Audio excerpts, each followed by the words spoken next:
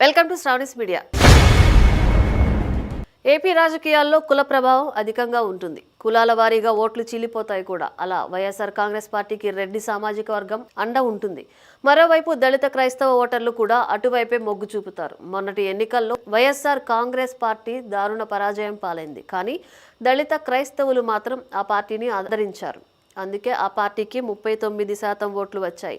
అయితే ఆ ఓటు బ్యాంకుపై తాజాగా గురిపెట్టారు జడ శ్రవణ్ కుమార్. గోదావరి జిల్లాలో దళిత క్రైస్తవ సభ పెట్టి మీరంతా జడ శ్రావణ్ తాలూకా అని చెప్పే రోజు వస్తుందని వ్యాఖ్యానించారు.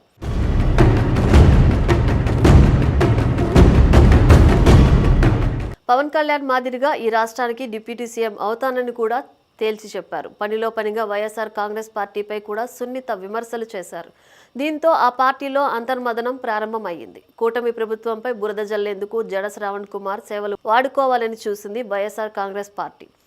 సాక్షి మీడియాలో ఆయన ప్రెస్ మీట్లకు ఎక్కడ లేని ప్రాధాన్యం దక్కుతూ వస్తుంది. డిప్యూటీ స్పీకర్ రఘురామకృష్ణరాజుతో పాటు ప్రభుత్వాన్ని ఇరుకున పెట్టేలా జడ శ్రావణ్ కుమార్ వ్యాఖ్యలు నడిచేవి. ఒక మాటలో చెప్పాలంటే వైఎస్ఆర్ కాంగ్రెస్ పార్టీ జడ శ్రావణ్ కుమార్ను ఒక అస్త్రంగా మార్చుకోవాలని చూసింది. కానీ ఇప్పుడు అదే జడ శ్రావణ్ నేరుగా జగన్మోహన్ రెడ్డికి అత్యంత కీలకమైన దళిత క్రైస్తవ ఓటు బ్యాంకుకే ఎసరు పెట్టేలా ఉన్నారు. ఏలూరులో దళిత క్రైస్తవ సమర శంఖారావం బహిరంగ సభ నిర్వహించారు. అయితే ఇది కూటమి ప్రభుత్వానికి వ్యతిరేకంగా ఏర్పాటు చేసిన సభ. కానీ వైసీపీని ఉలిక్కి పడేలా చేశారు శ్రావణ్ కుమార్. ఆకినీడు ఘటన నేపథ్యంలో డిప్యూటీ స్పీకర్ రఘురామకృష్ణరాజు క్రైస్తవ మతాన్ని కించపరిచారనే ప్రధాన అజెండాతో ఈ సభ నడిచింది.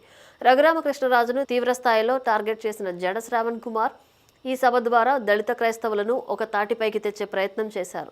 తనను తాను అభినవ అంబేద్కర్గా చూపించే ప్రయత్నం చేశారు. కేవలం వేదికలపై ఉపన్యాసాలకే పరిమితం కాకుండా ఇకపై రాష్ట్రంలోని దళిత క్రైస్తవులంతా పాము జడ శ్రావణ్ తాలూకా అని గర్వంగా చెప్పుకోవాలి అంటూ ఇచ్చిన పిలుపు వైసీపీలో సంచలనంగా మారుతుంది. ఆ పార్టీ నేతలు ఇప్పుడు శ్రావణ్ కుమార్పై ఆగ్రహం వ్యక్తం చేస్తున్నారు.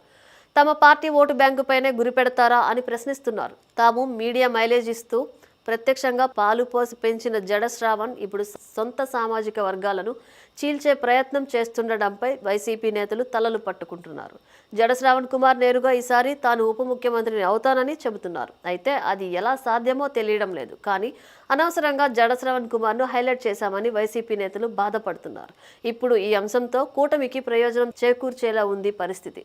వైఎస్ఆర్ కాంగ్రెస్ పార్టీ ఓటు బ్యాంకులో చీలిక వస్తే ఆ పార్టీకి దారుణ పరాజయం తప్పదు. జడ శ్రావణ్ నిజంగా దళిత క్రైస్తవ ఓట్లను టార్గెట్ చేసుకుంటే ప్రతి నియోజకవర్గంలో వైసీపీ వేలాది ఓట్లకు గండిపడవచ్చు. కూటమిని దెబ్బతీయడానికి వాడిన అస్త్రం ఇప్పుడు రివర్స్ తిరిగి జగన్ సొంత సామ్రాజ్యాన్ని దెబ్బతీసేలా ఉంది.